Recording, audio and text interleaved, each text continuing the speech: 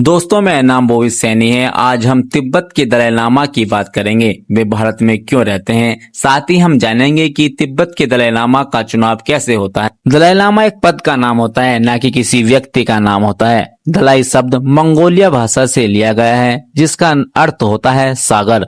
लामा शब्द तिब्बती भाषा से लिया गया है, जिसका अर्थ होता है गुरु या शिक्षक।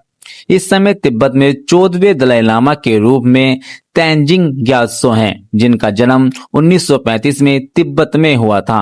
इन्हें 2 वर्ष की उम्र में 13वें दलाई लामा के पूर्व जन्म के रूप में मान्यता मिली थी।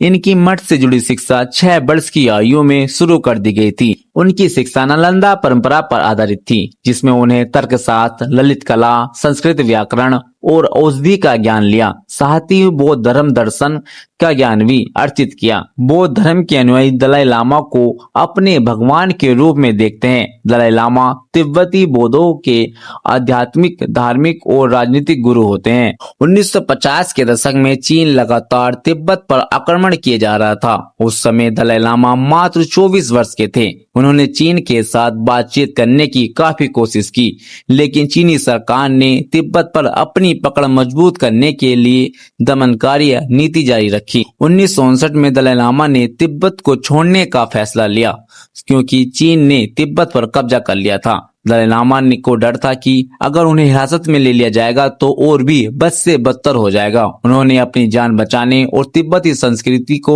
और धर्म को बचाने के लिए 13 मार्च 1959 को तिब्बत को छोड़ दिया। चीनी सेना से बचते हुए 31 मार्च को भारत पहुंचे। भारत सरकार ने उनका और उनके साथ आए हजारों शरणार्थियों का स्वागत किया। दलाई लामा को शुरू में अरुणाचल प्रदेश के तवांग में कुछ समय के लिए रखा गया था और फिर उन्हें मसूरी ले जाया गया, जहां उनकी मुलाकात तत्कालीन प्रधानमंत्री पंडित जवाहरलाल नेहरू से हुई। जिसके बाद दलाई लामा को हिमाचल प्रदेश के धर्मशाला में बसने की अनुमति दे दी गई, जो आज भी निर्वासित तिब्बती सरकार का मुख्यालय है। अब हम ये जानते हैं कि दलाई लामा को कैसे चुना जाता है।